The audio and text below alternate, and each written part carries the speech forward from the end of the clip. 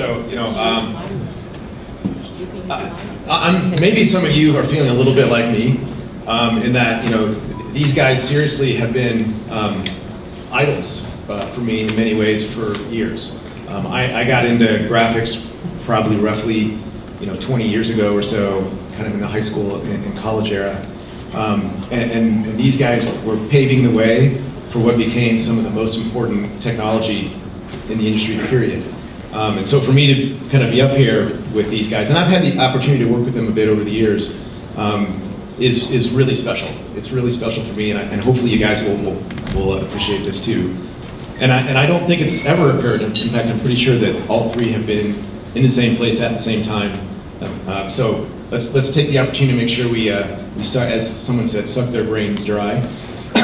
So before we get to the brain sucking, I thought what I would do is just kind of get them warmed up. We'll have each of them spend 10, 15 minutes just kind of talking about what they've been working on, things they're interested in, some research, that kind of stuff. We'll kind of see where that goes for each of them, and then we'll open it up for questions, and we'll kind of just see how it goes. I'm sure they have opinions on almost anything to do with technology, and I'm sure we all have lots of questions. So I guess with that, and we'll just kind of march our way down this way. So Tim, take a little time and tell us about what you've been working on, what's interesting to you, where you think things are going, that kind of stuff. Oh, sure. Well, for about the last year, unfortunately, I haven't had much time to program. I've mostly been seeing Epic's transition into our next generation. What Epic is working on is really exciting. We've been building Unreal Engine 4 for about 3 years now. It's in really incredible shape now, where you can build software from anything from an iPhone up to a next generation console to the highest end PC available. It's just an incredibly big and powerful engine. Back when the original Unreal Engine was written, it was just me for about 2 years, and then I was joined by 2 other programmers to complete it. And now Unreal Engine 4 is the product of over 100 people working for many, many years. We're approaching maybe 400 or 500 man years in it. And of course, that's powering a bunch of games throughout the industry, including Epic's next upcoming project is known as Fortnite. It's a PC-focused game, an online game. Will be operated as a service. You'll be able to download it, go play it without ever going into a retail store. It's a super cool game. It combines building environments by day and then defending them against zombies by night. Sort of Minecraft meets Left 4 Dead. With a kind of Pixar-style art direction, which has been a nice contrast to building super ultra-realistic projects with Gears of War. So we're excited about all this, and then we're also working on other things, and I'll just leave it at that. Fair enough. So, Johan, how about you? What have you been cooking? Well, yeah, we've been cooking on quite a few things, you could say. So with Frostbite, we've been sort of slowly, organically growing that to be larger and larger. Essentially, mostly because, well, our games are becoming quite complex, and also we're part of Electronic Arts, and we have a lot of games within EA. So one of the things we've been really quite excited about and seeing is seeing these completely different types of games that we've never done on our engine before. Like seeing Command & Conquer. We didn't really think that was possible to do an RTS in our engine, but they managed to do that, and it's really awesome. Same with what BioWare have been working with, Dragon Age and Mass Effect, which is done here in Montreal, which is awesome, one of my favorite game series. And being able to work on the things you love with technology and graphics specifically and high performance stuff, but doing that in the context of having the creativity of all of these different game teams that are very, very different, and very different cultures also, but it's all under the same roof sort of, so we can collaborate in a very intimate fashion and see sort of what works and what works for the various different types of teams and what technology we can harvest and combine. So that's really cool. And we also, as part of this, back at DICE, we're a pretty big studio, but it's a lot more. It gets a lot bigger. You interact with even more people, and you get to see these interesting mixtures of technology. Like, okay, these guys are working on the mortar system here, but it may have a really good fit in this other game here. And these guys have been doing some awesome work on some other components that you're able to harvest and see. That's a different way that we haven't really worked before, and that's really exciting. And then on the other hand, on another aspect of it all, we've been focusing a lot on just really low-level performance and working on the next generation consoles, but also on PC, and just seeing where can we get to with graphics just on that level, and then what can we build on top of such a foundation, really, and something really excited about. Cool, thanks.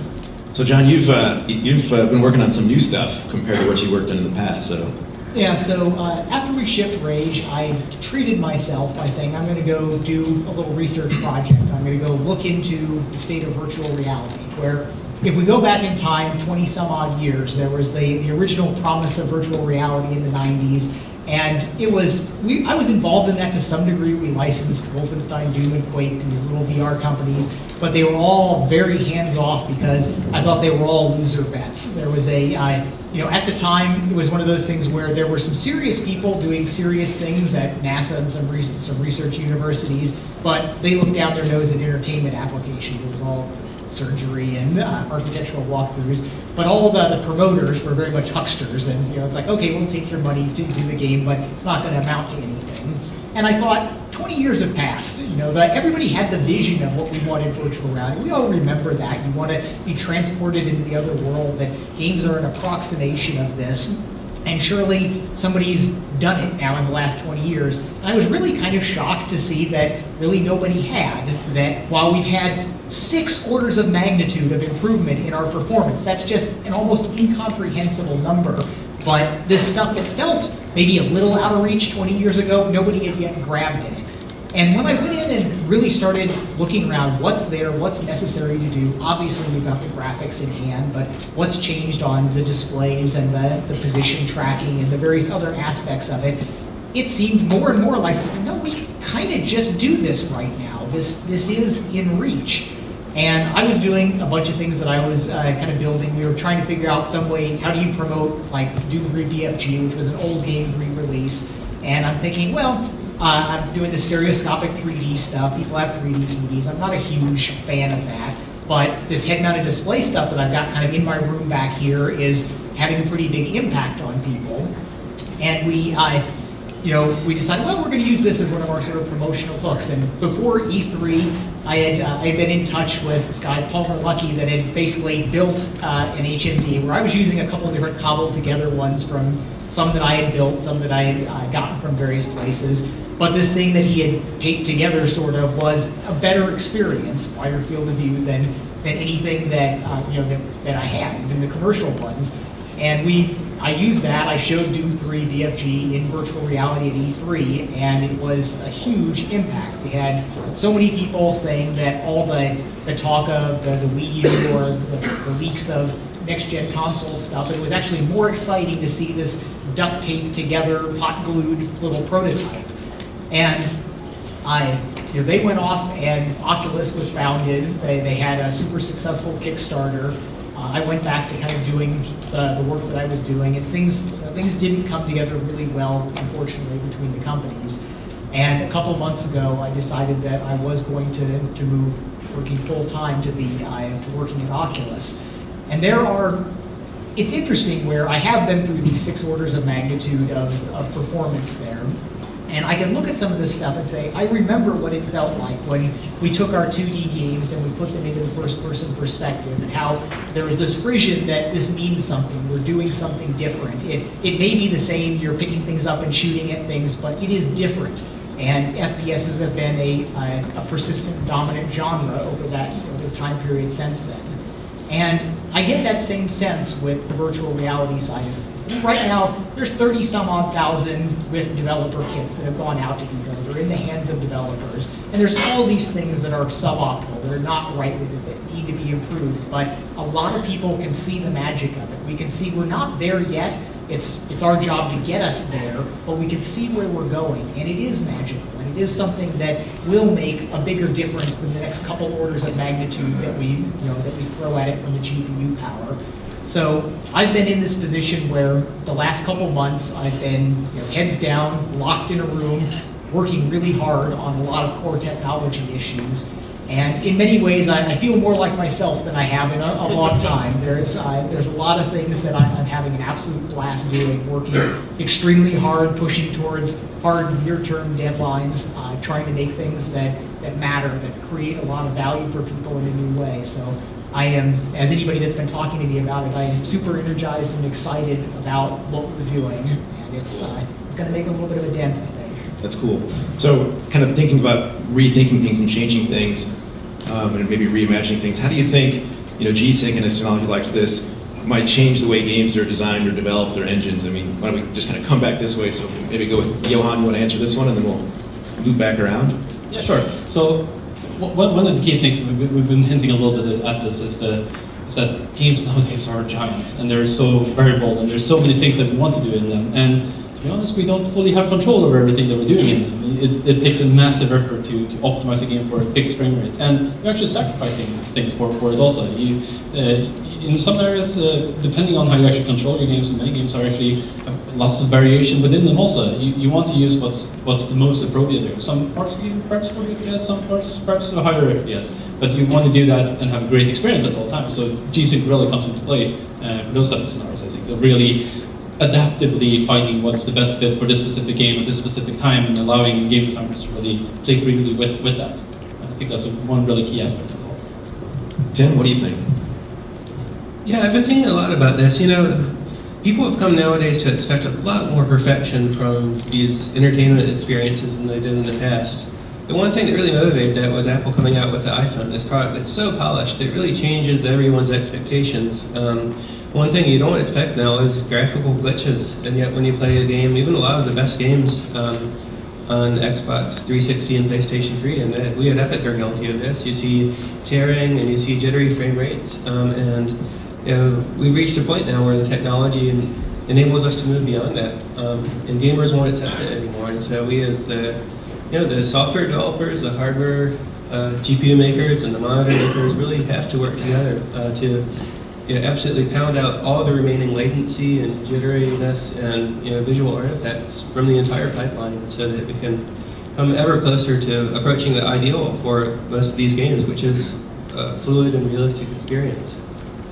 John, so as you think about G-SINC, can you think about how it implies to, say, maybe VR? Stepping back before that, so I fought the crusade for 60 frames per second locked frame rate on the last generation, and there are a lot of significant sacrifices that get made along the way. There were the constant battles of, we can't do this particle effect here, we can't have more creatures here. The game would have been better if you could just say, all right, 90% of it is 60 frames per second, but 10% of it, this is going to be awesome, and it's going to be a little bit lower frame rate. But we didn't really have that option, because dropping down to the stuttery mess of going 60 to 30 is a cliff you fall off of, and we weren't willing to do that. If you had G-SINC available on the targets that you're designing for, you're free to do that. You can say, mostly we want this to be really silky smooth, but a few places we just want to blow the doors off and have something where it's okay to chop down a little bit. And that will just unequivocally make for better games. I have a history with kind of old Viz Sim people where there was a crowd that used to believe that 60 frames per second is all that matters, and they would look down their nose derisively at PC titles. But the bottom line is they were wrong. It's a trade-off that you make where smoothness is important, but very often it can be legitimate and correct and valuable to the user to sacrifice frame rate for some things. And there's a funny story that maybe 13 years ago on the 3DFX technical advisory panel that I was on, and I was kind of bemoaning, like all that time ago, tearing, that you'd have swap tear going on. And one of the other guys from a more engineering background looked over at me somewhat accusingly and said, "It's your fault." And he was basically saying that the benchmark wars surrounding Quake and sequels were what led virtuous GPU vendors to give up on tear-free swapping, because it's like, you get a better benchmark result when you tear. And it was the right thing to do. Games were better when you could go between 20 and 30 frames per second with a tear if you care about the responsiveness. But we weren't between 30 and 60 where it's more of a no man's land there. So it was a valid trade, but we lost sight of the cost that we have there, that it is a bad thing, and now people just kind of glaze their eyes and look past it. And being able to address that is going to be really important. In the VR side of things, we're actually dropping a frame in VR is like a kick in the head. It's a bad thing. You really want to be at 60 frames per second, and you really notice, much more so than when you're looking at a screen, when you miss it. But you also really notice the tear lines. I mean, a tear line in VR just ruins the experience there. We recommend people always have G-SINC on, but then the hitches are terrible. So like on a conventional panel, something like G-SINC would be a wonderful addition, because we fight that all the time. Every little stutter winds up being a very distracting experience. But the other side of things that's important, that a year ago I really had no concept of this, but the persistence is also huge. And that's the thing that, I know you're not really touting it for G-SINC, but that's the other leg of the G-SINC technology of the 120 hertz low persistence display that is really important. I mean, right now, yeah, there's not much app content that will take advantage of it, but the being able to bridge the way up there with the variable content, and as we work out what we can do for merging the two of them between 90 and 120, that's going to be a whole nother quality level that as people push it up, they'll get this. Not only do they get the general virtue of higher frame rates and smoother stuff, but then the low persistence will be able to start kicking in, and that's an added benefit that really almost nobody here has even seen what that's like, that it is that much better. So one of the things that I found kind of interesting about G-SINC, when we were kind of designing it, we kind of postulated what the benefits would be, right? You get all the benefits of V-SYNC off without the tearing. And you kind of can intellectually grok what that means, but then when you experience it, it's surprisingly better than you thought. And I think a lot of us we didn't realize even how good it would be when we were designing it until we actually saw it. So can you guys think of, maybe something, an aha moment like that you've had over the last few years that was either came out better than you thought, or kind of surprised you in a way that you didn't expect? I mean, for me, again, the low persistence demo was something Valve did, where they had they were working on one of their research head mounts, and I had conversations with them previously, and my position had been, if we get to 60 hertz was clearly not good enough, and I thought, well, if we get to 120 hertz, that should be good enough. But they were very positive that the persistence of the display was a very important thing. And I was somewhat skeptical, but when they had it set up there where you could literally just turn it on and off, you can see that, okay, 120 hertz, definitely much better than 60 hertz, but that's still 8 milliseconds of locked on time for the pixels. And you really want that to be like 1.5 milliseconds or something. And so I was, that was in the space of a couple seconds, I could just go, yep, you're right. You are absolutely correct. This is a super important thing. I didn't expect it to be that significant. And I was thrilled to be kind of proven wrong on what was most important there. And Johan, anything that kind of surprised you in the last few years that you didn't expect? Any sneak up on you? No, you predicted it all. Yeah, I'd certainly point to these VR applications too. Having been to Valve and worked with the Oculus folks, this is some of the coolest research occurring in the world right now, and the issues they're working on internally are very closely related to the problems in video solving here with G-SYNC. Absolutely minimizing latency between your input being received by the computer and the image updating on the screen, and dealing with all of the visual flaws that exist, some of which are increasingly subtle but become all the more important when they're wrapped around your head in an immersive world. It just reminds me that our ultimate goal with these games is actually to recreate reality. A completely seamless experience that feels that you're there, and not just to have players sitting on a couch in front of a TV and watching some experience. It's about playing a player in the world. Right. So how about 5 or 10 years away? What's the world look like? Boy, so we actually had this in an email conversation thread recently at Oculus, talking about, starts off with like, my God, look at how good looking some of these rendered humans can be, and we'll certainly soon will have worlds where they're interacting in some way. And somebody made the comment, it's like, yeah, within 5 years, we've been hearing that for 30 years, and it made me sit back and say, okay, 30 years ago, the state of the art was the movie Tron. And it's interesting when you say, all right, you can say, yeah, movies look so dramatically better, but I think the even more persuasive argument is like, okay, what used to take, half hour or something to render a frame there, we can render that in real time, better looking on a wristwatch today. And I think it's not the A-to-A comparisons that are the most persuasive about what technology will change there. And I don't think anybody from 30 years ago rationally would have been making a hard-headed prediction about where we are today, because you can't wrap your head around these 6 or 8 orders of magnitude that we've been since then. So, we can say 5 years ahead, yeah, we can probably all make credible comments about that. You'll still be able to buy an Xbox, Xbox One or PS4 new 5 years from now, unquestionably. There will be tons of content developed for that. We'll have 4K resolution displays on tablets and head-mounted displays. We'll have another, what is that? That's another order of magnitude, pretty straightforward on Moore's law, kind of in GPUs are great at turning transistors into performance, so we'll have 10 times the performance there. It means you could probably run that triple 4K display at double the frame rate from one GPU, which then that starts looking pretty impressive there.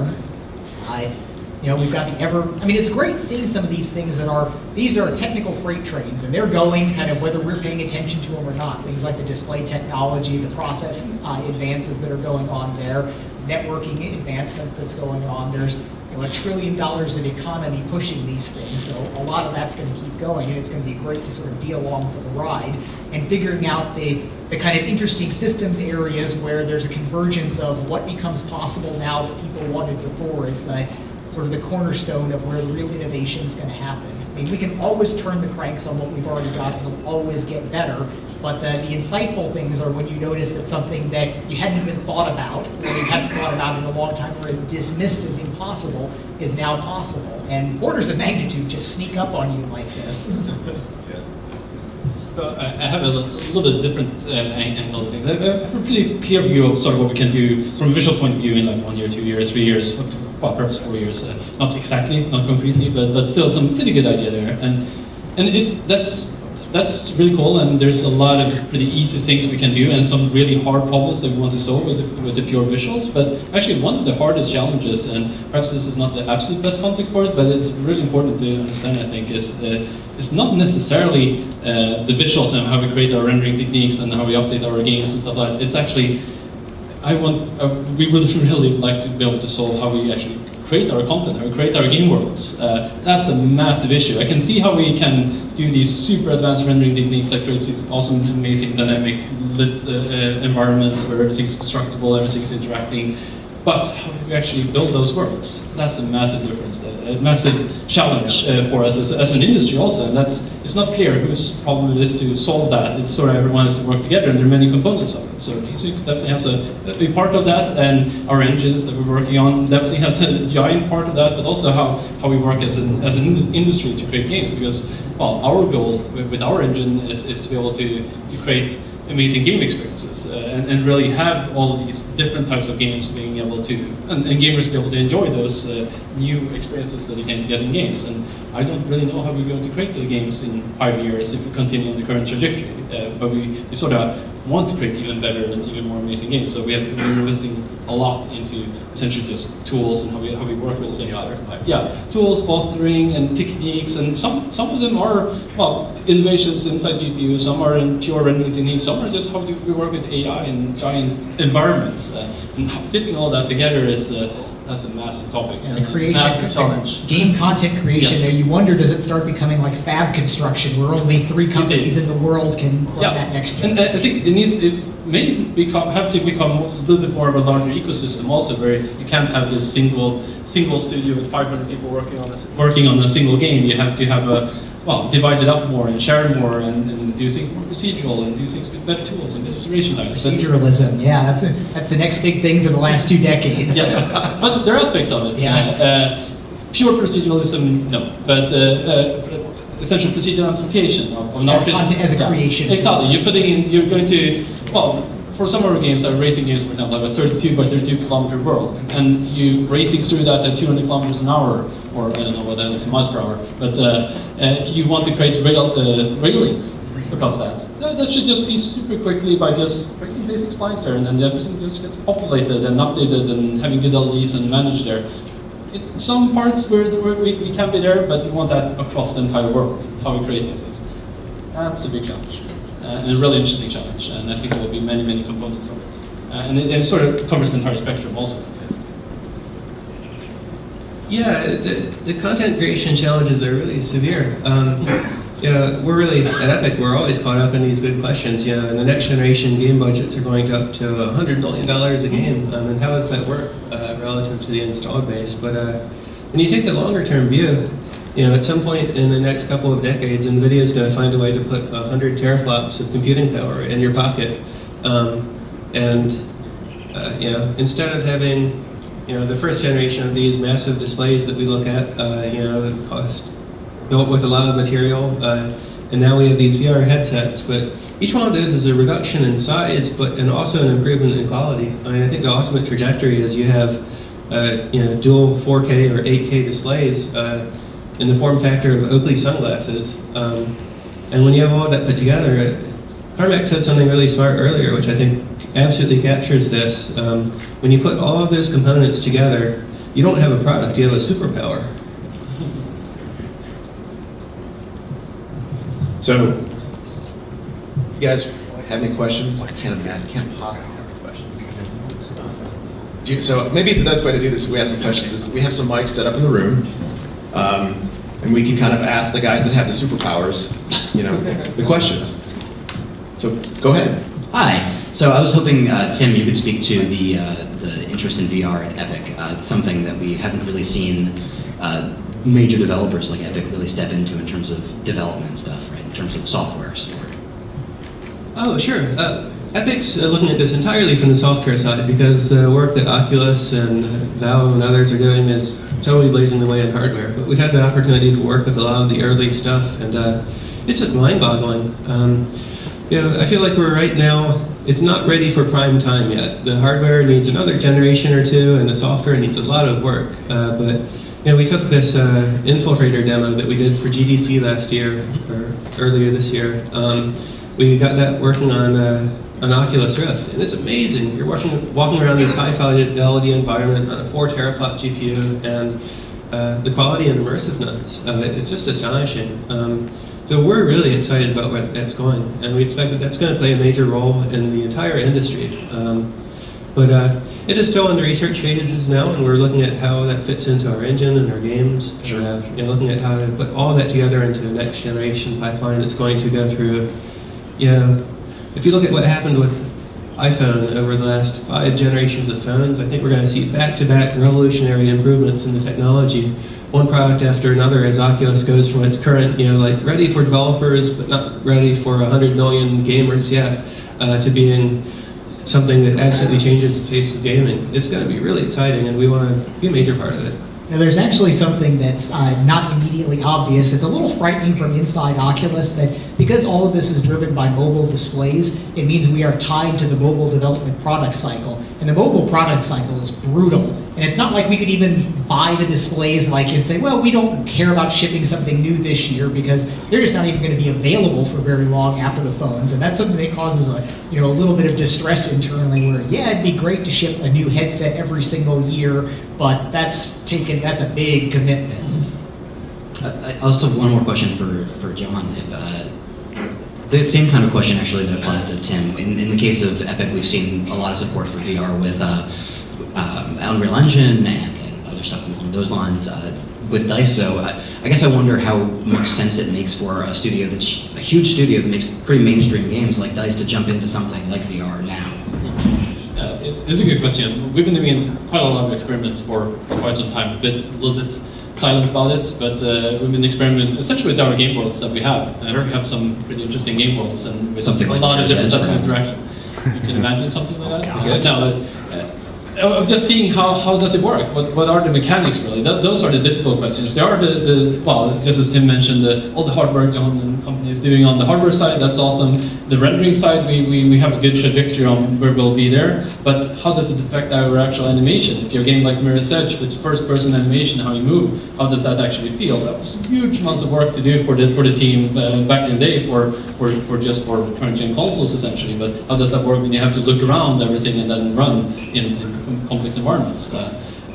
That is something that actually it takes a lot of time, not necessarily as part of the game, but just analyzing these things and getting people familiar within the studio with actual technology and how it changes things. And it's quite surprising amount of things that changes within a game. So that's sort of where we're at, just experimenting with things and having all the different disciplines sort of figuring it out. Cool. Thanks, guys. Hey guys, my name is Lionel from Argentina. We come a long way. It's a pleasure to have you here. What do you guys think, all of three, about Steam machines and Steam OS? What it adds to the technology? You know, I mean, Valve is it's an interesting kind of retrospective on it. Valve approached it like at the very beginning of Steam, you know, asking about launch title status and stuff for Doom. Do we want to put Doom 3 on Steam for launch? And we basically said, are you crazy?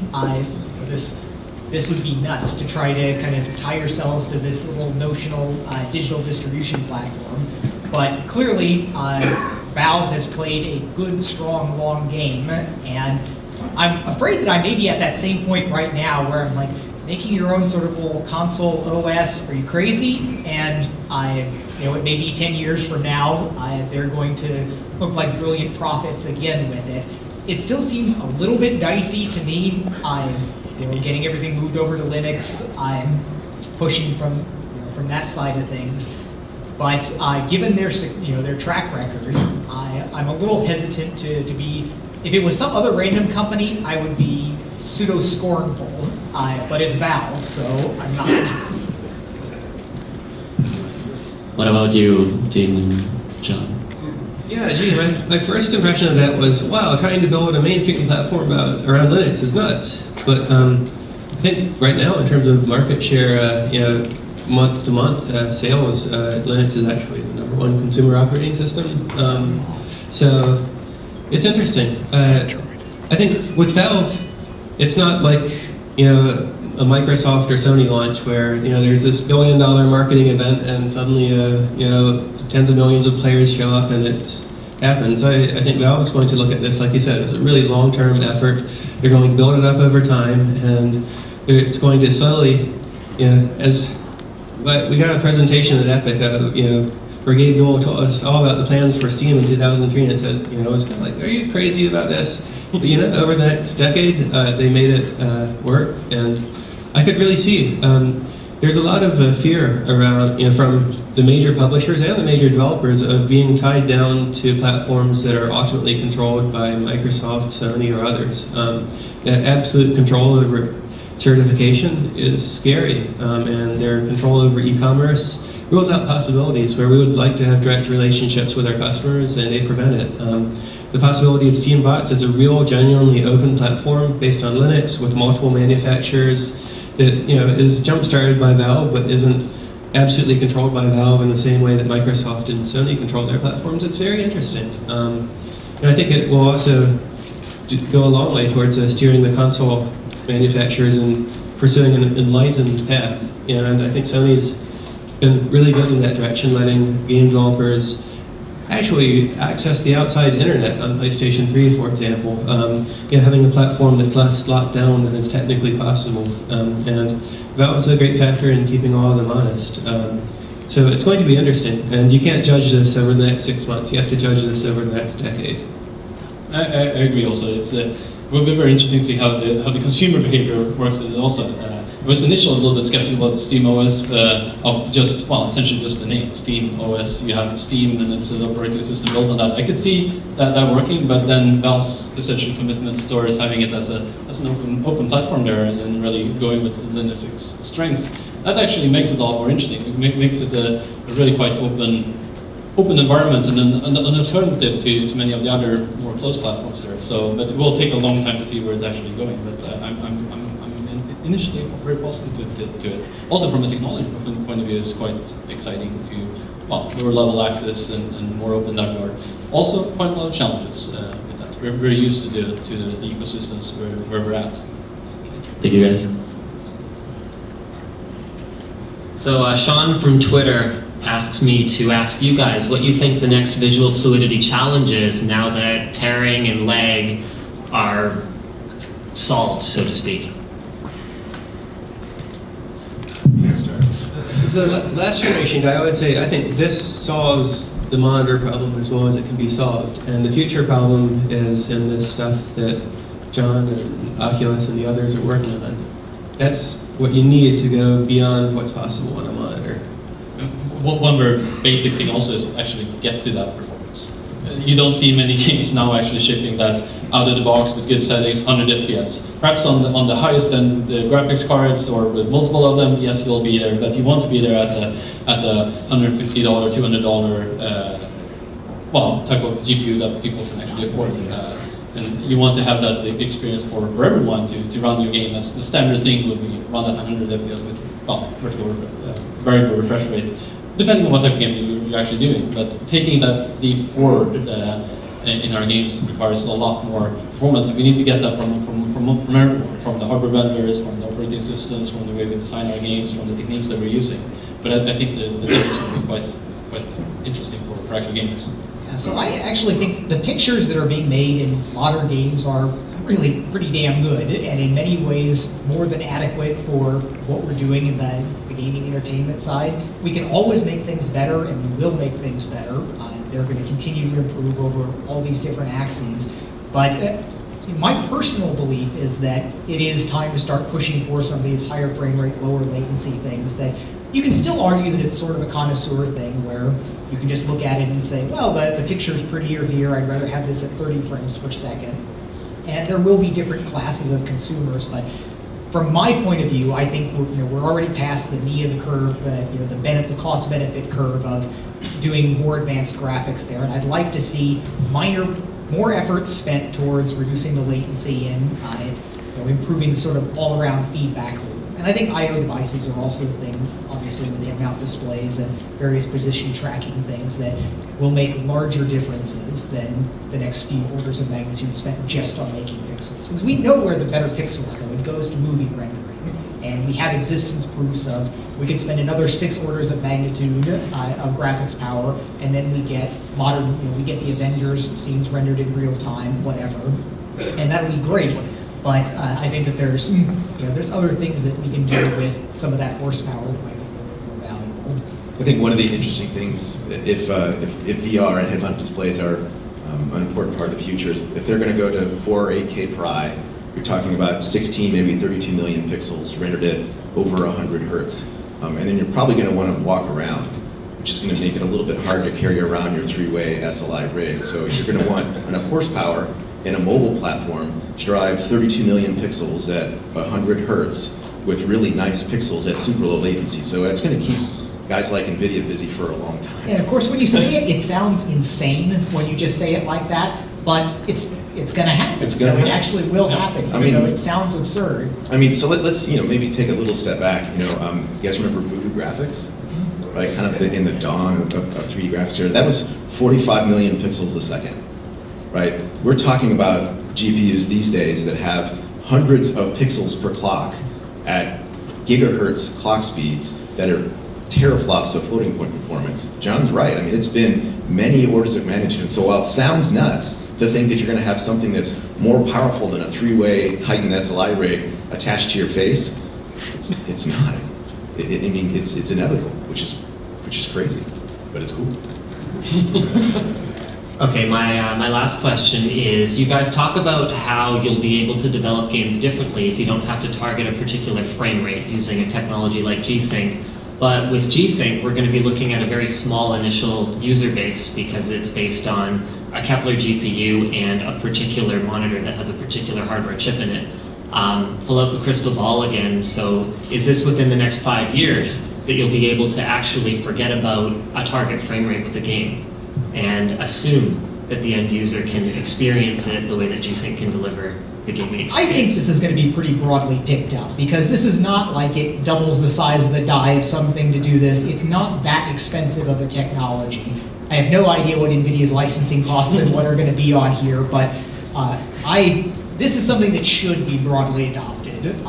From a pure technology standpoint, this is just the right thing. And obviously in early years, this is just going to be a smoothness benefit for people, but in the space of 5 years or something, I would hope something like this is pretty much ubiquitous. Absolutely. You also there's a limited amount of things a monitor manufacturer or a TV manufacturer can actually compete on. Once you have They 4K put in pixels, stupid things in a lot of yeah, cases. exactly. This is actually a good thing. Please remove the sharpening, the edge detection, and the motion compensation, and actually add this. And well, 4K pixels would be nice also, and 120 Hz or more. I think there will be, when people actually see it and play it, as you guys have been doing, and more people see that, there will actually be a lot of movement in the overall industry to transition to something like this really quite quickly. And that's what I'm hoping for, because then we can actually, just as say, target games more specifically for this. Yeah, exactly. The rest of the industry needs to hardware up.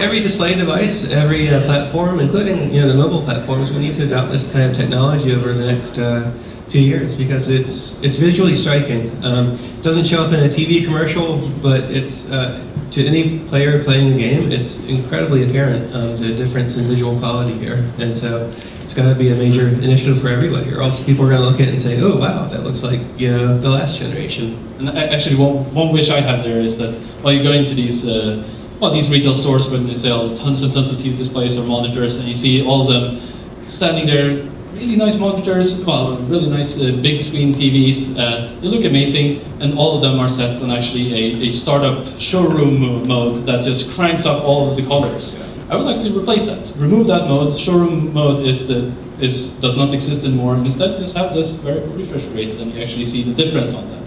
The false colors, you don't want to have that anyway. That's not calibrated to anything that we actually create. It just creates a completely artificial environment. Plus all of the other shit that you're doing there to support legacy content. Well said. Hi, my name is Andrew.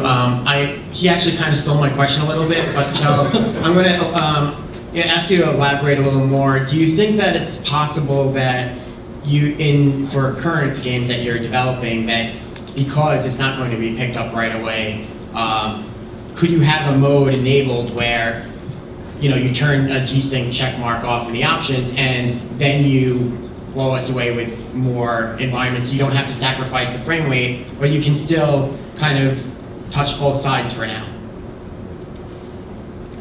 Well, I'll answer that in a way that I'll just observe from an industry perspective, and then they can talk to it. And I think, in fact, pretty much every game that ships actually already has that mode. They almost all have settings that when you turn everything on, and you turn it up, and you turn on AA or TXA and everything on, and then you try to run it on a 4K monitor, even with Titans, it ain't 60 hertz, right? It already exists. Most of these games have settings that push the absolute limits of everything, and then you get in a firefight with 64 guys shooting and explosions, and it is not a 16 millisecond frame.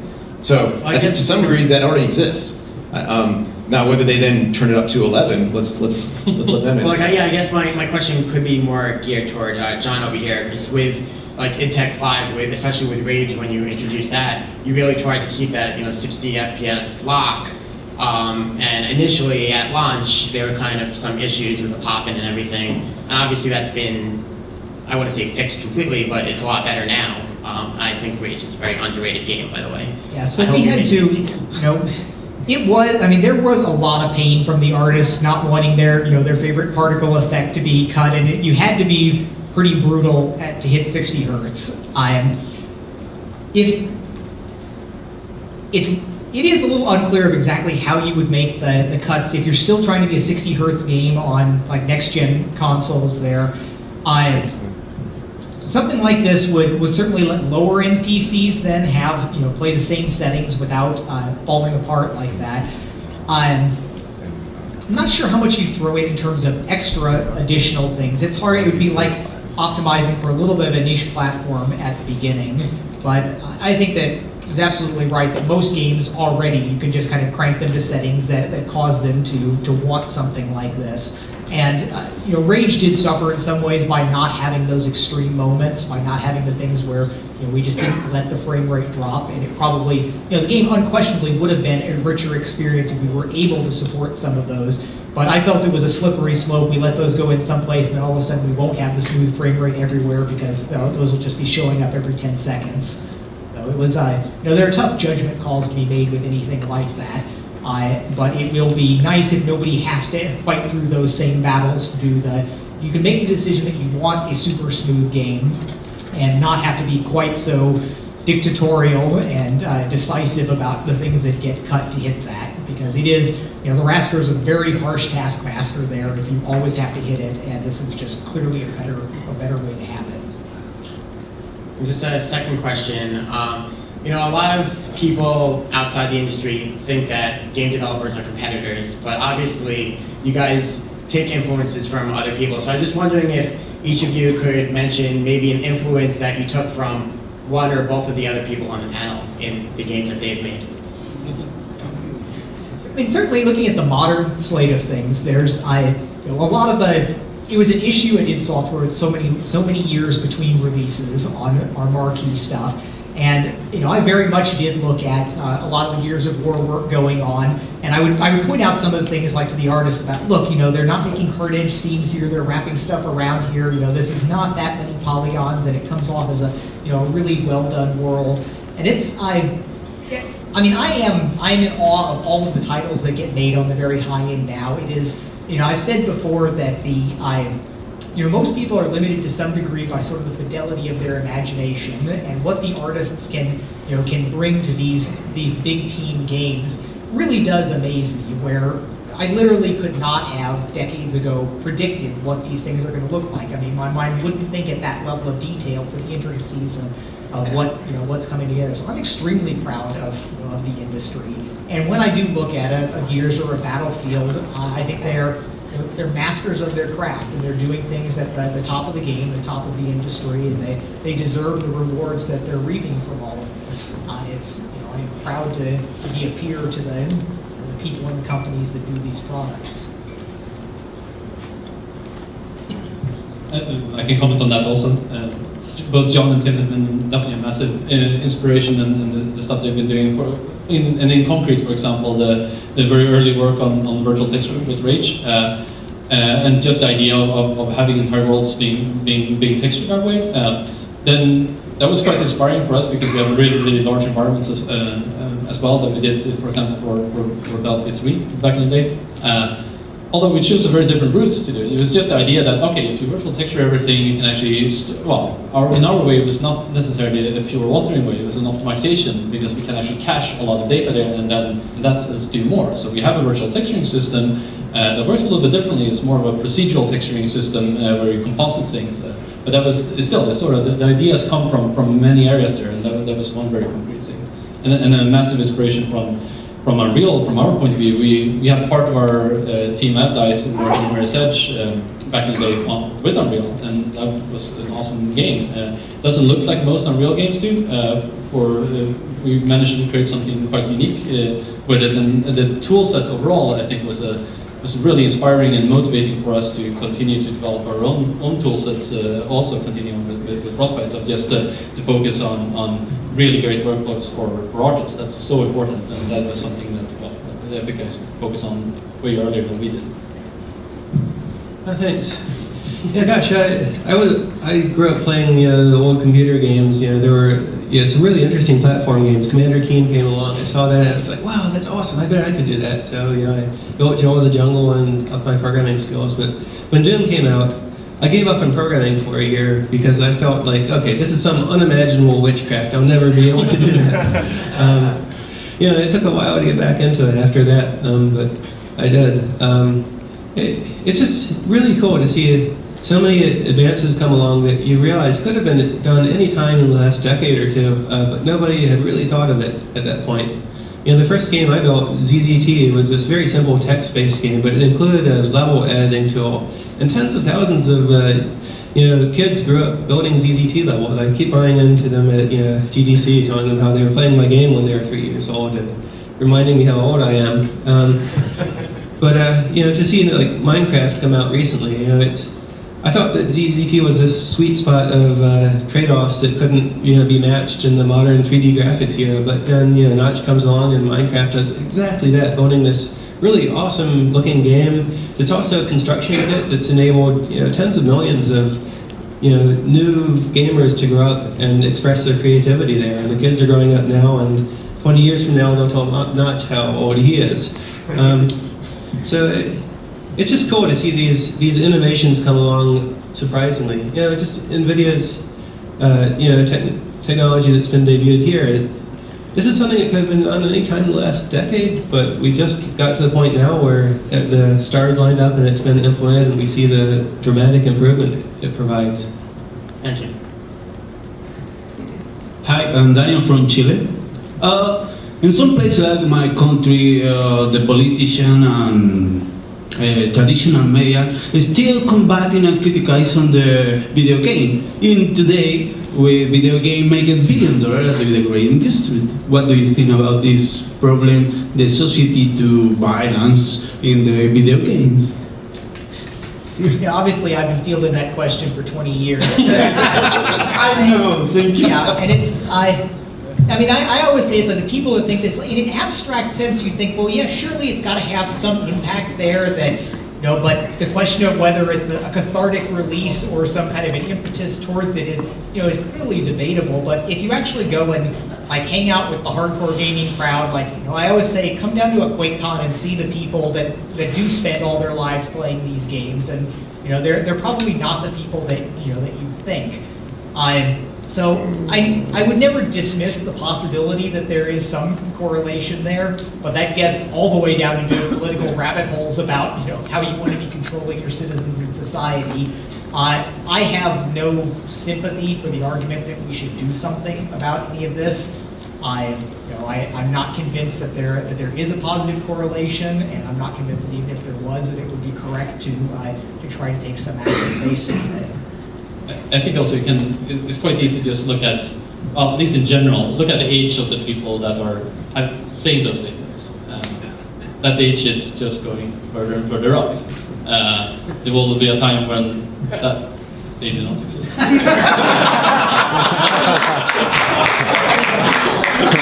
It's actually people that start playing games, sort of my generation or younger than that also, they don't stop playing games. I can't play the same games I played back in the day. I would never have the patience for the Nintendo 8-bit type of games nowadays. Even when we relaunched Battlefield 1942 on the Origin, the entire studio just started playing that, and then oh my god, we can't play this anymore. This requires too much patience to walk across the entire thing. I've changed the entire. Well, a lot of people have changed. Some people may not have changed and still love it. It's still an awesome game. But everything sort of people don't stop playing games generally, and the people that think that violent video games is a massive problem in society, they're just going to the folks who didn't grow up with the technology often look at the new entertainment medium as threatening. There's a big campaign to stop this new violent entertainment medium being exposed to youth with comic books in the 1920s. I'm sure the ancient Greeks were like, oh, that Homer guy, he's totally ruining your kids. I think we have to also realize that this is a form of artistic expression, and it's absolutely protected, and it's absolutely essential to the development of everybody's views of the world, and so we should embrace it, both the positives and the negatives. I think that there are so many different experiences that can be given from games, and indie games is a great example of that, of just a wide variety of types of games you can have. We were just talking earlier today about Papers, Please, which is a really awesome small indie game where you're just a border guard in Eastern Europe, and you have to approve if people are able to go through or not go through. You have to check them. It's a very uncomfortable game, but it's a really interesting, weird experience sitting there. I did that for half an hour, and I didn't feel good, but it was a good feeling. It was a really interesting feeling that I can only get from an interactive game in that regard. And sure, there were controversial things about that from an entire political point of view, and there are things that, that's not probably a game for everyone, but those type of experiences, even if they are uncomfortable, can sometimes be good also. There's the entire spectrum of things. Hi, next year we've got mobile Kepler. NVIDIA say it's more powerful graphically than the PlayStation 3. So I'm curious, when do you think it'll be viable that we'll have games like Gears of War, Battlefield, Rage on a smartphone or a tablet?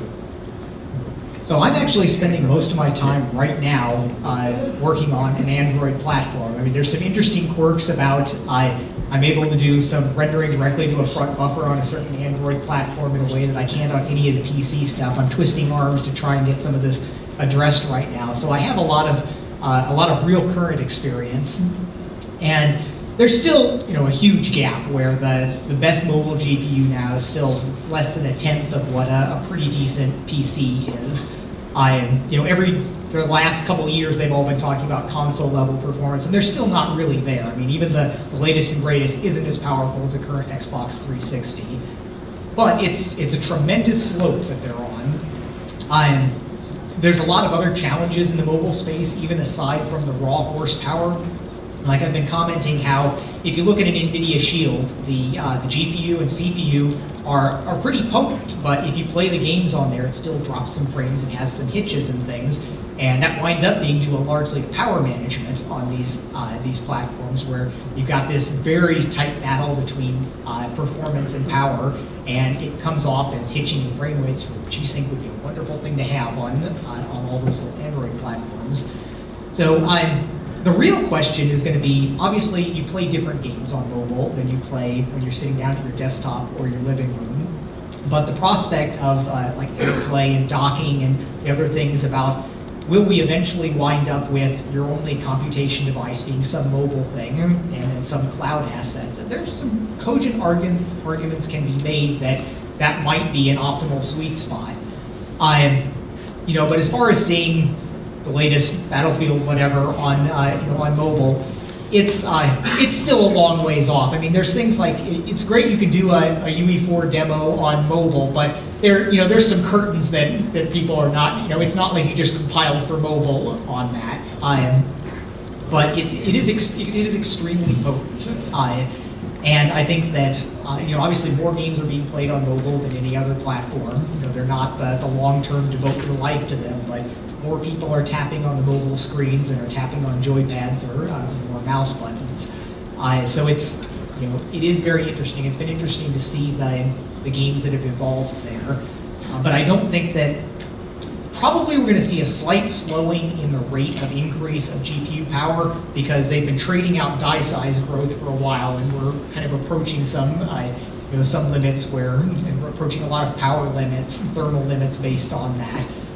But the current torrid pace of growth will probably slow somewhat, but it's still going to have a ton of additional progress. And I am going to be really, really happy if NVIDIA can capture some significant market share with essentially Kepler on that, because I know I'm working with a lot of the mobile vendors right now on some of the GPU stuff, but NVIDIA just has a development relations and tools and driver team that is, it's better than anybody else. I mean, it's probably better than everybody else in the industry put together, and it would be nice to get that level of support on some of the mobile GPUs.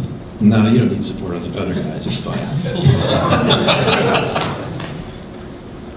Jim, Johan, you guys have that perspective? Yeah, so we do a lot of experiments. And one of the issues that we're facing a little bit is it's not necessarily from a technical point of view. We're getting there, and we're actively working on mobile platforms to prepare Frostbite for it, experiment with, see what we can do with current architectures and future architectures, and do various experiments and pure porting and adaptation there. But there are quite a few questions there. Even if you could play from a technology point of view, just play your traditional game that you can play on a console. Well, the input devices are so massively different. The business models are so different. Expectations from a user is so different also. So, in our view, we'd like to see it more of okay, come up with the different types of game concepts and what type of game ideas do we have, and that may fit on mobile in the mobile spaces. One problem though is that we have so many game teams that are trained to been working on the console and the PC mindset for such a long time. So it's difficult to break out and do these really small type of games that still has engineering value there.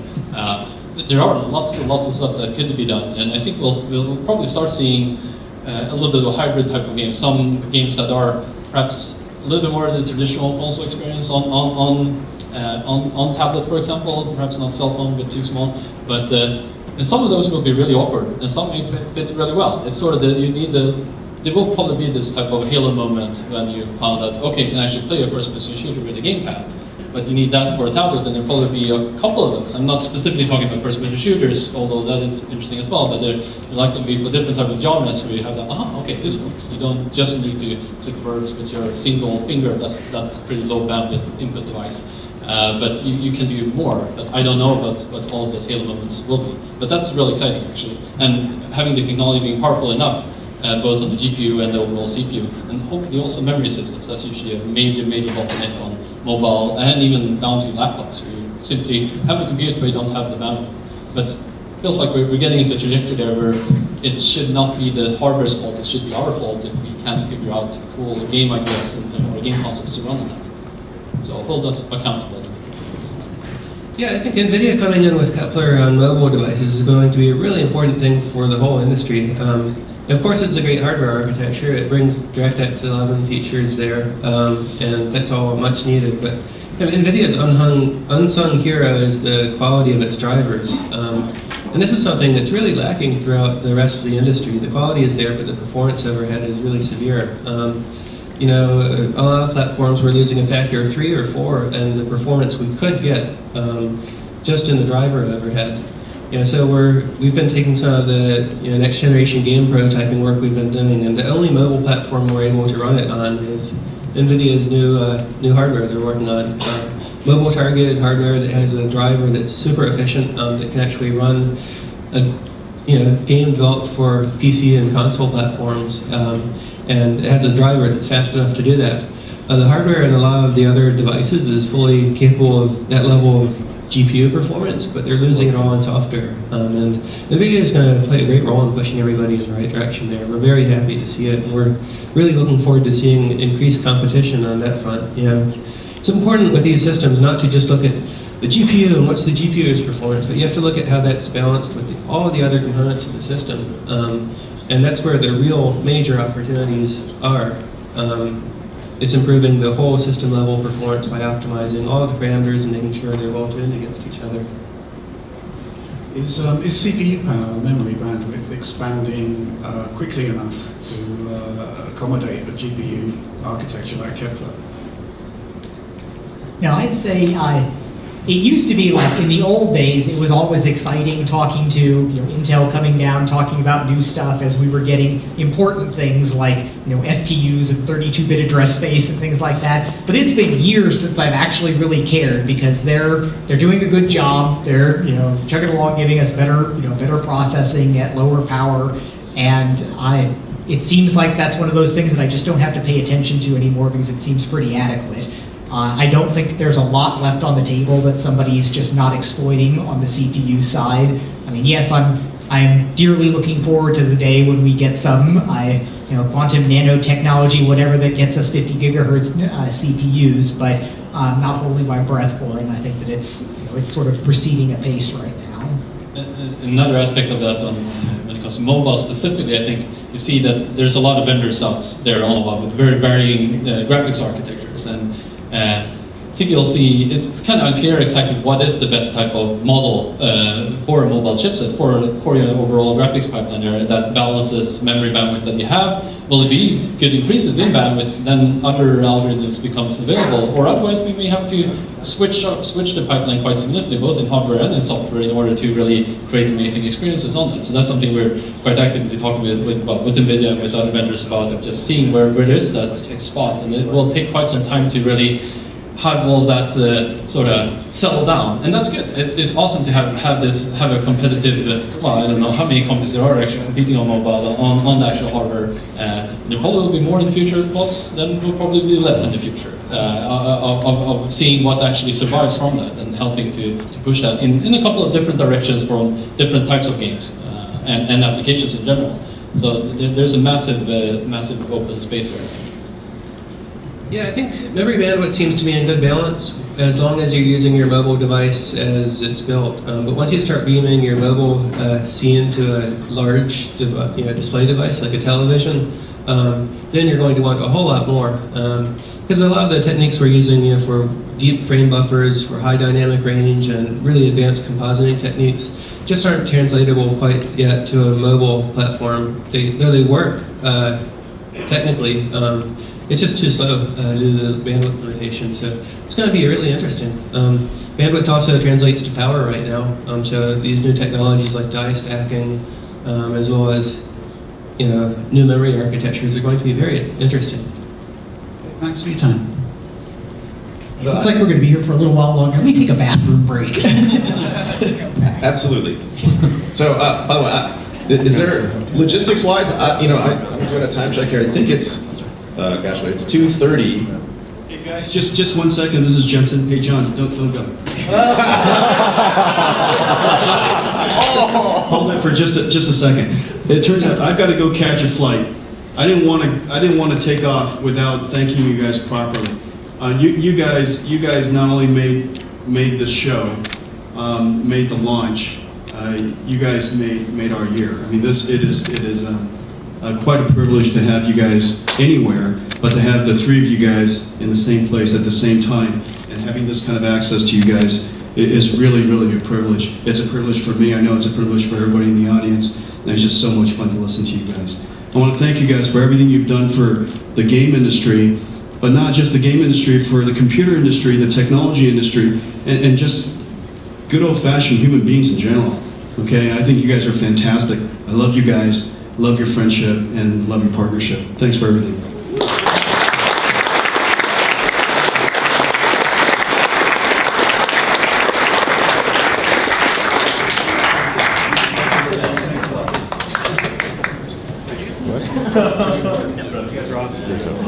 All right, Tony. You guys keep going. These guys don't want you to stop. Yeah. All right. We'll just keep going. We can if we need to take breaks, we'll take breaks around and stuff like that. So fire away, man. Yeah. Kind of stole my last question a bit, but piggybacking on that, can you guys comment on the future of the PC desktop as a gaming platform moving forward? 5 years from now, 10 years from now. I see a pretty bright future, actually. This is a great technology in the right direction for PC. Having there's really no experience that can be comparable to having a really high-powered PC with 120 hertz screen with, especially with G-SINC type of thing. Having games played that way, and also having the type of quite open and very collaborative ecosystems that you can have on PC. I really like it. So going forward, I'm not sure. It depends a little bit. I do see a use for, typically in these type of conversations, people get stuck on, okay, so free-to-play is going to take over everything, mobile will take over everything, yeah. It's so black and white. I see a great use for all of these things. You've seen massive adoption of tablets, and iPads and Android tablets and all that, but most of those are used for just consumption. That's starting to change a little bit, and that's a very welcome change. While on your PC, it's truly a really general machine that you can use for everything, and people use it for everything. I actually have my main PC I have at home. I use it both on a large 30-inch screen that I play my first-person shooters on, or sit on my desk and actually work when I'm at home. And I just take the same PC and switch it over to a 100-inch projector and sit on my sofa, and it's exactly the same machine. That's probably not a common setup, and it requires a specific type of very small apartment that I have. But there's very few platforms you can do the same thing with. And PC really enables that. Yeah, I've always looked at the PC as kind of the pinnacle platform of the industry. It's the place where you can do everything, including serious work. You can play games. You can play games and buy GPU hardware that's faster than anything else you can buy on any other platform, right? How many teraflops can you put on a PC now? It's about 15 teraflops. You could actually do it, so you can do 20. 20 teraflops in a single PC. That's always, by the very nature of the PC being open and expandable, going to be far above what any fixed platform will be able to achieve. And we're now increasingly using mobile devices in our life, but when we need to do real serious work, we always go back to our PCs. And many serious types of gaming, if you're playing League of Legends or any of these other games that require really intense communication, have a built-in sense of community. Even if you're a console gamer, you're going on to online forums and talking to people on your PC. So everything we do tends to gravitate around PC, and you know, it can get a little bit depressing as the PC market ebbs and flows. You know, around 2005, you know, at the beginning of the last console generation, the PC was in a really depressing space. The quality of drivers there was just really abysmal. It was very hard to go out and buy a game and get it working on your hardware. And that's really changed dramatically. Nowadays, things generally work.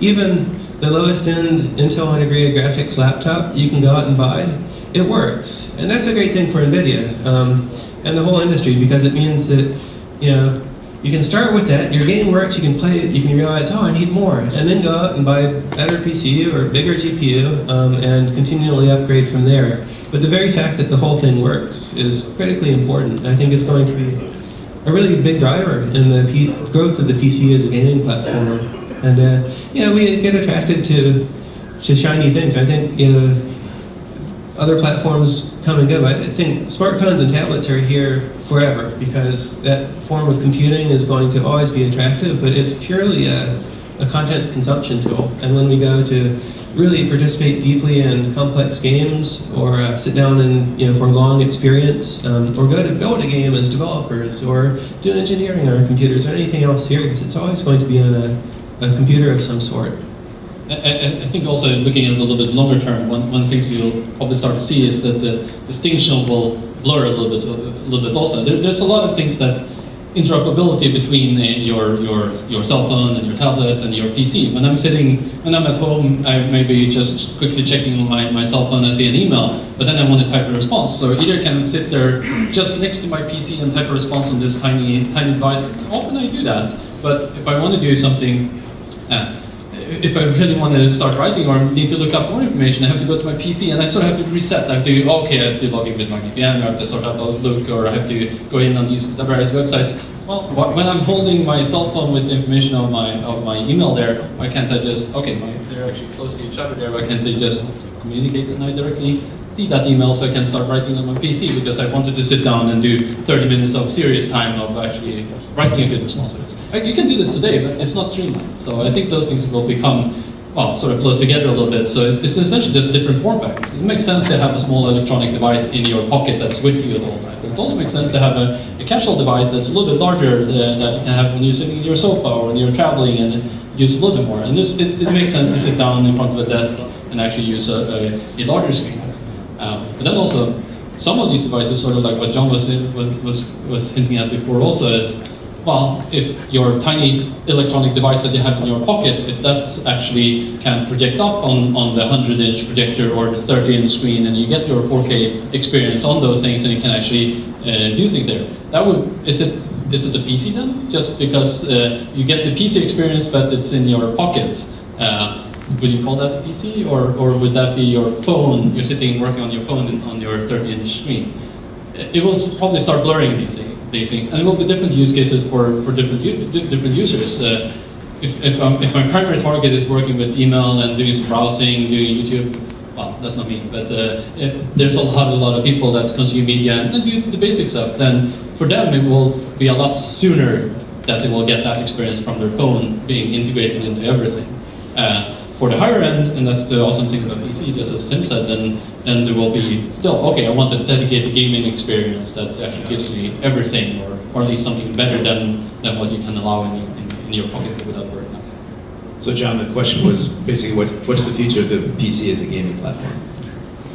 Yeah, so I mean, there's obviously lots of different directions that things can go. In many ways, I look at the PC as sort of it's the muscle car and hot rod of gaming, where you've got the people that just want their Honda Civic and they've got a shiny phone or whatever that's providing the experience, or a prepackaged console. I mean, clearly the PC ecosystem has warts on it. There are challenges and problems, but the fact that you can put together that system back there with 3 monster GPUs and 3 4K graphics cards, the fact that you can do that it's not, you don't need to be a conglomerate with a research lab on there. You can just kind of go down to Price or whatever and buy the cards and buy the systems and plug them all together. That's pretty awesome.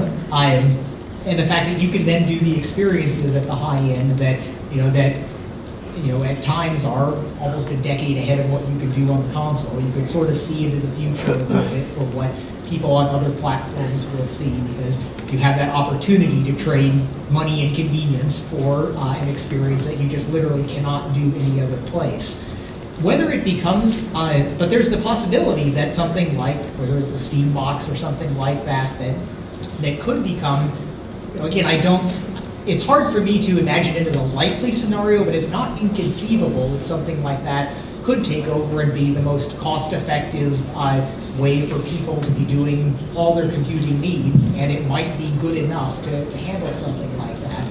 So you could see a PC-like ecosystem conceivably taking back over the living room and kicking out the consoles. I mean, I really wouldn't hazard to guess any of these. I mean, I think there's enough inertia behind the consoles that they will be successful to a large degree, almost without question.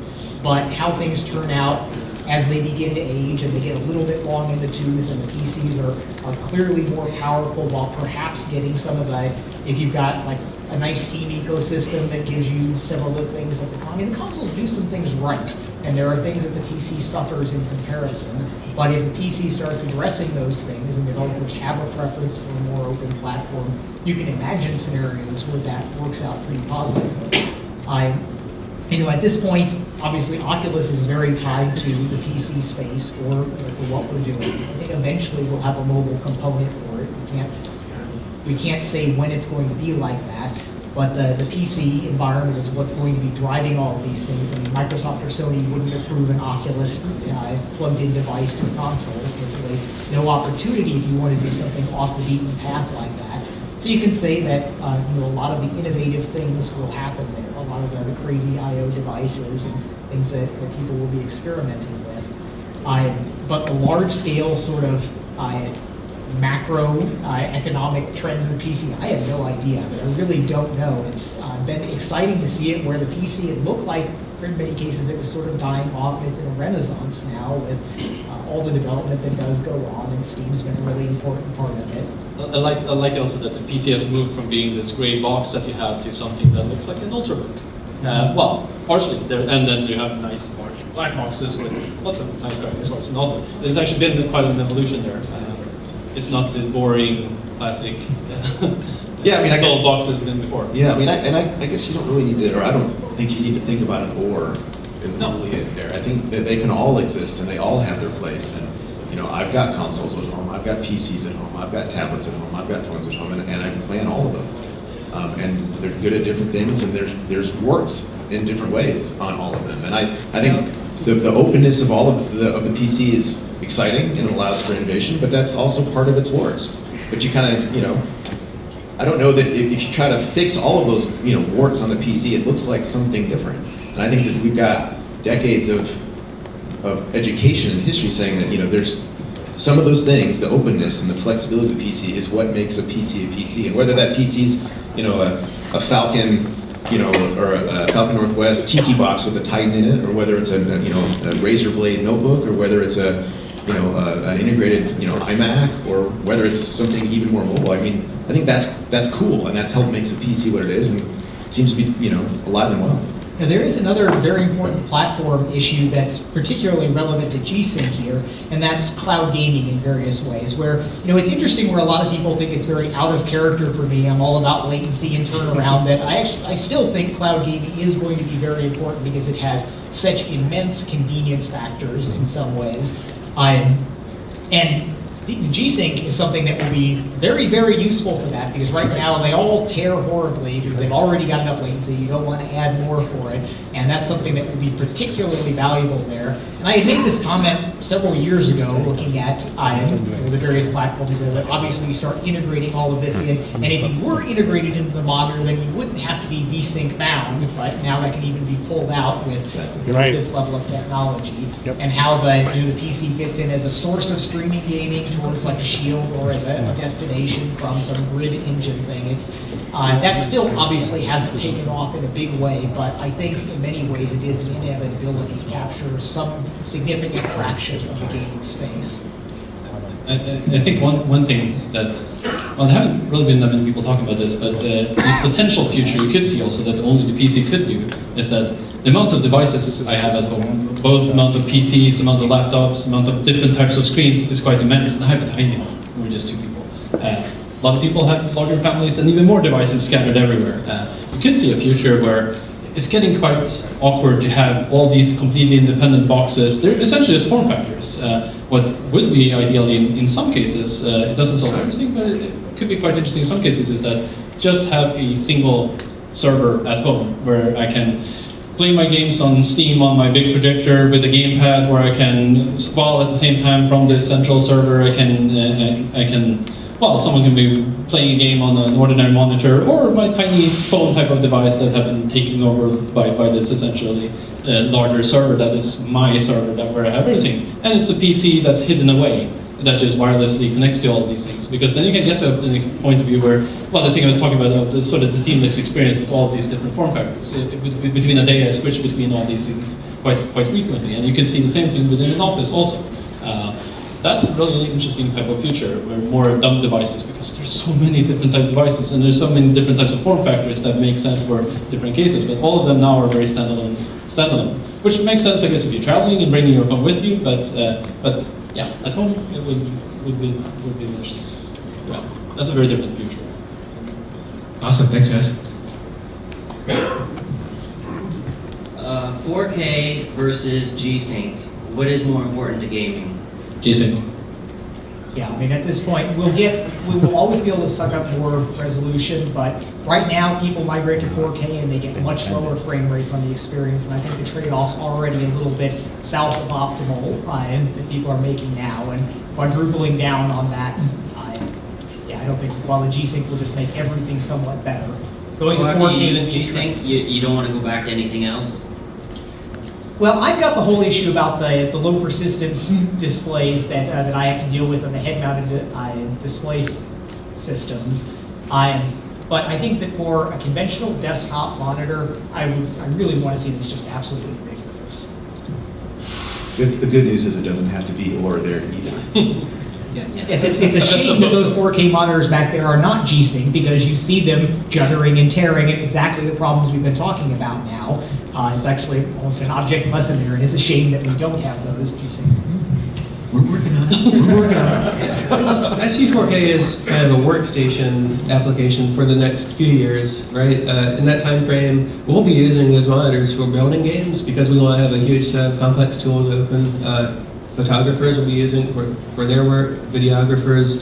Lots of people will be using it, but I don't think it's the right output resolution for rendering until your GPUs get significantly faster at consumer levels. Like once that 28 teraflops is in a single GPU, costing $300, that's when you want to go 4K. It's when you can sustain 30 to 60 to 90 frames a second.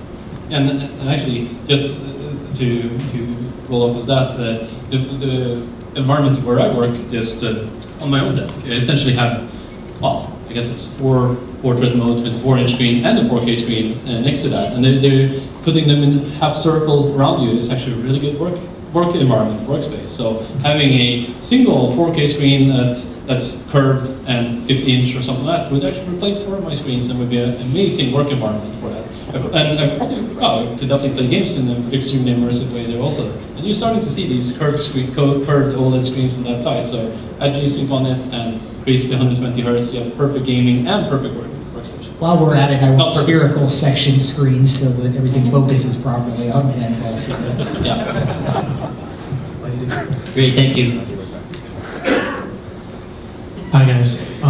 Jensen's gone, right? I wanted to ask what you guys thought of MANTLE, just to see, since you guys are considered luminaries and large developers, what you guys think? Oh, the M word. You guys can start? Okay, I mean, my opinion on it is, in terms of action items, there's a question, should NVIDIA have a response to MANTLE? And I think that's unequivocally no. They should, it would be, I think, a horrible mistake if some reason, if somehow NVIDIA got panicked by this and made some lower level NVIDIA API. You already have very good low level access through the GPU extensions that NVIDIA has always rolled out, ahead of anywhere else. Give you as much performance as you want to trade the inconvenience of doing NVIDIA proprietary stuff on them. Now, MANTLE is, AMD has talked many times in the past about close to the metal type architectures, and it only ever became interesting because of their dual console width. If it was just a way to do on the PC, be a little bit more lower level for them, I couldn't have cared less. The landscape does matter, that they have both the major console wins with a similar architecture that you can get on the PC. Developers will be making systems architectural changes that favor those. So I think it's not a stupid thing for AMD to be doing at this point. There are some benefits that they can reap from it. It could have implications for Steambox type things there. But they're probably, if Microsoft and Sony both embraced it, that would be very, very powerful for AMD, but it doesn't look like they're going to, at least Microsoft, from the words that they're mouthing now. Sure. So I mean, if I was still doing all of the major technology coding for next gen game stuff, I probably would not be embracing MANTLE right now. But there would be days when it would be extremely tempting. But when I would dispassionately step back and look at it, I probably wouldn't come down on the side of saying it's worth the effort there. But obviously, others come to different conclusions. Sure. There are some good ideas in MANTLE. We really liked the idea of having low-level, low-overhead access to the GPU. I mean, if you look back at what's in both DirectX and OpenGL, there's a lot of overhead in those APIs and the multiple layers of them, and the fact that they date back to the old SGI model of hardware rendering, which is very, very different than a modern shader-based programming model that we have now. Where you have potentially unified memory and a lot of processing power available in the GPU and lots of ways of sharing data that go beyond just calling a ton of API functions for every little thing you want to do. So there are good ideas there. I hope that really helps the OpenGL committee and Microsoft shape their future APIs. I mean, if you ask me would I much prefer to have a low-level API for accessing the GPU, the answer is yes, but 5 of them, each for different hardware architectures and vendors and operating systems, absolutely not. That is the wrong direction for the industry to go. And to have yet another API in the PC that's still different than the standard PC DirectX API, and it's different than the OpenGL ES that exists on Mac and Android and iOS, and it's different than the PlayStation 4's low-level rendering API, and it's different than what Microsoft provides in Xbox.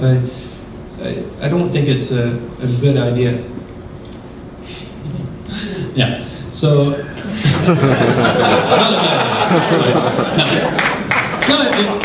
one of the key things about it is, and one of the main reasons we're doing it is that it's not a replacement. It's not designed that way at all. The idea is that we can solve some of the long-term problems that we've actually been having on the PC as a platform. All the stuff we've been talking about today of getting like really robust performance, consoles type of robust, stable performance. Those are things we can experiment and work with MANTLE. We do that with D3D and we do that with GL also, of course. This is another avenue you could see. It's also really interesting of just essentially opening up something that we're quite familiar with already. We've been spending, essentially the last 2 years working on the next-gen consoles, and the architectures are the same. We're intimately familiar with those architectures, and it's a good fit there, just as John described. And I see, even though we're not done with our work with it, and it's definitely not done yet either to be shipped out, I still see it as a success even right now, actually, just because of these conversations and the amount of things that actually, the amount of developments and the amount of sort of both enthusiasm and even the opposite of enthusiasm, all of the type of, it's been a bit stale, you could say, especially in the PC graphics space. Microsoft, they switched focus for quite some time over to other things, which they probably really did need to do. But I think now going forward, it's a really exciting opportunity, both on the PC space and the stuff we're experimenting with MANTLE and what we're learning on the consoles, but also on mobile, as we discussed before, okay, what should be the future graphics pipelines there? There's a lot of movement in all of these things, and it's just good to have lots of different avenues to experiment and actually hopefully deliver concrete value in these things. But I completely agree with both John and Tim that if NVIDIA would do their own API and then Intel would do an API and then Qualcomm would do an API, that's not the future we want to be in. That would be a bad future. That would be a lot of work. Microsoft and Kronos does play an important part of all this, and I hope MANTLE will be quite influential in many of these aspects also. And what we're doing right now, also specifically with AMD, is just a start. Thank you very much.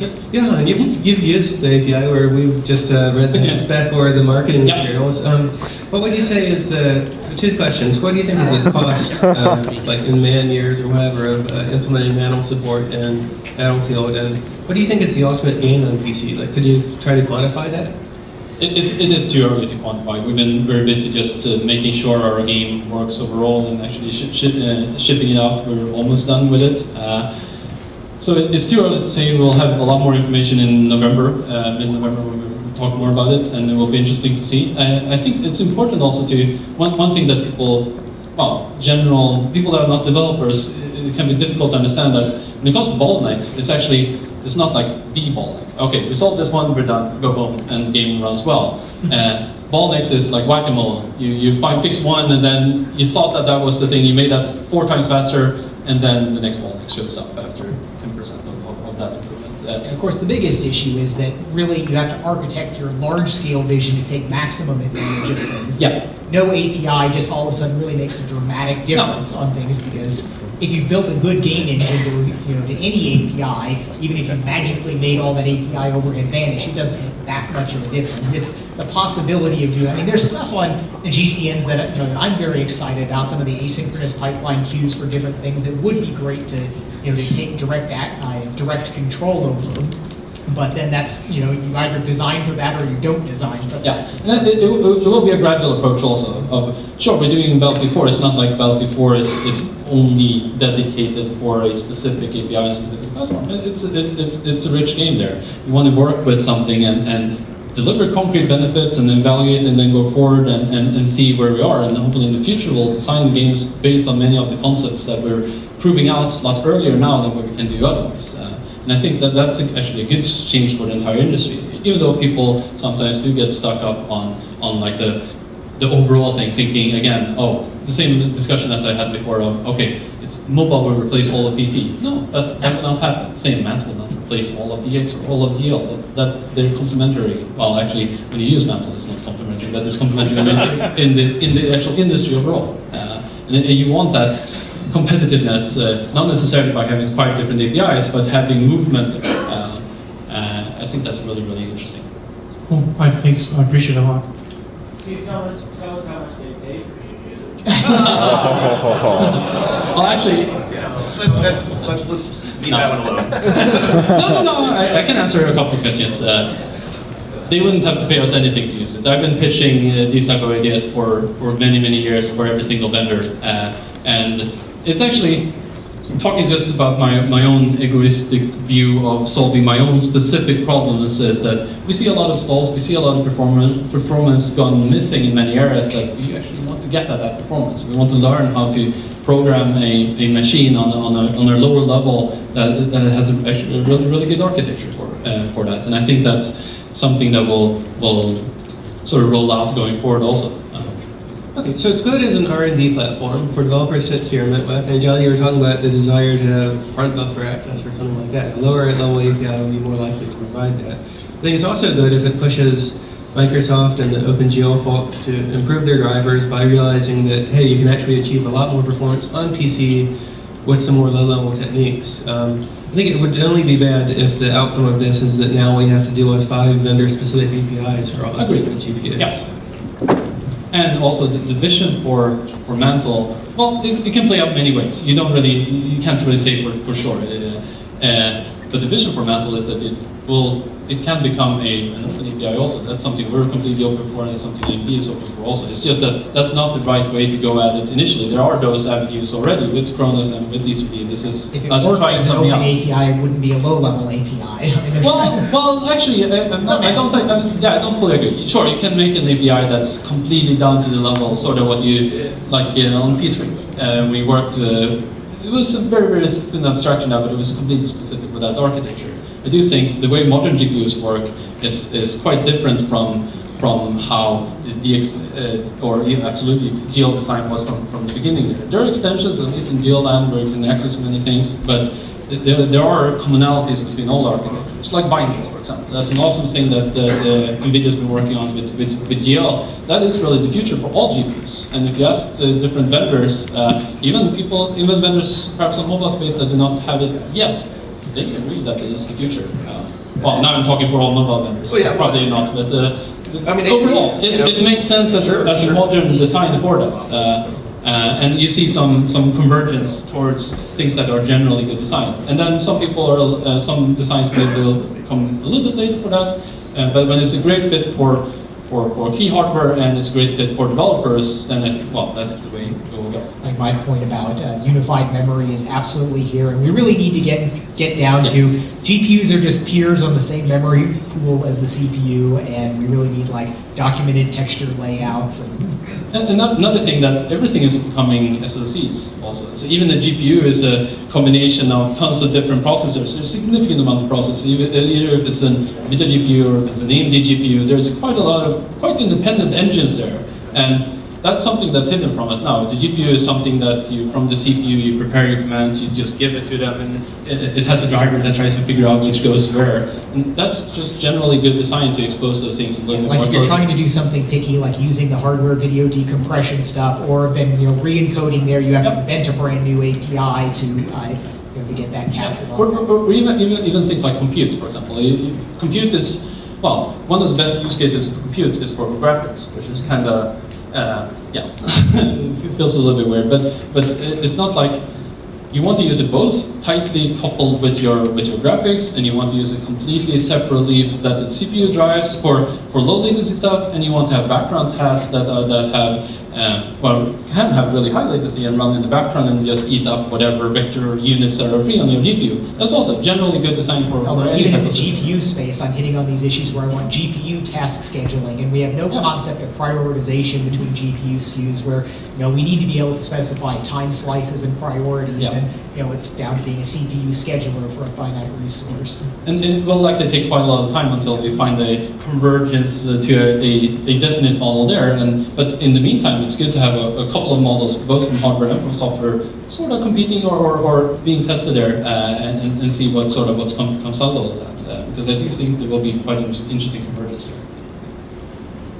So there's clearly a large amount of enthusiasm in the panel for G-SINC. Is it thus fair to say that you'll be playing the games that you're developing on NVIDIA hardware from this point onwards? Well, that's a nice question. Well, if NVIDIA, they have G-SINC, I have to say they have good GPUs. You don't have MANTLE. It starts getting a little bit tricky.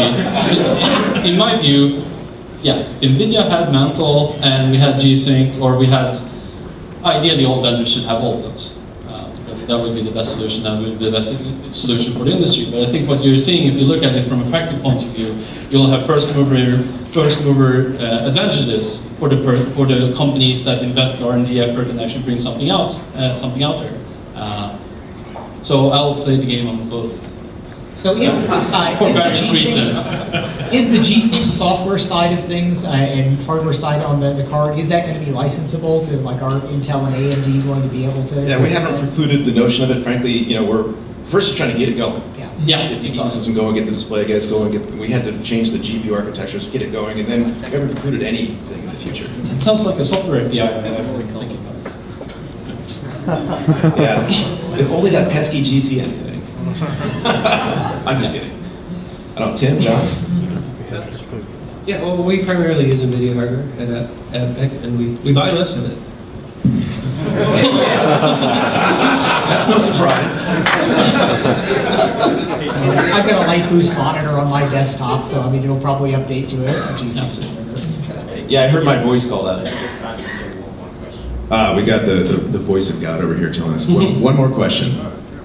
Anyone else still got mind? Do you want to? Here we go. So, if there's anything in the game industry that you guys would hold your breath for like a decade, I would say, what would that be? Yeah, I mean, I think that probably all of us are building the future that we want to see. I mean, that's the greatest part about being sort of a technologist, is that when we think something's important enough, we set about trying to make it happen.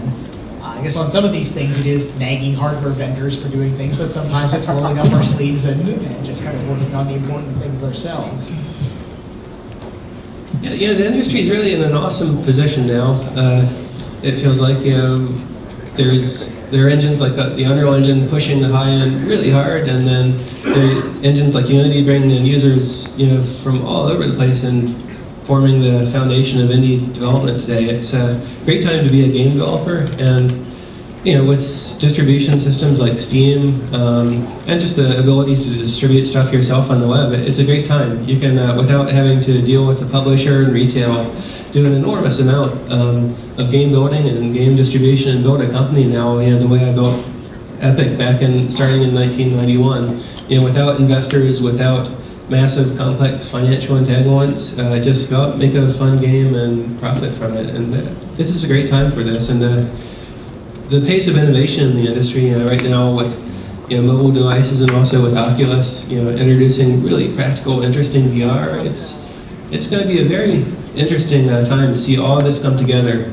I feel like the next generation of games will be built around a very different set of technologies and infrastructures in the past. It's going to be developer-centric rather than retail-centric, and it's going to be very open and exciting.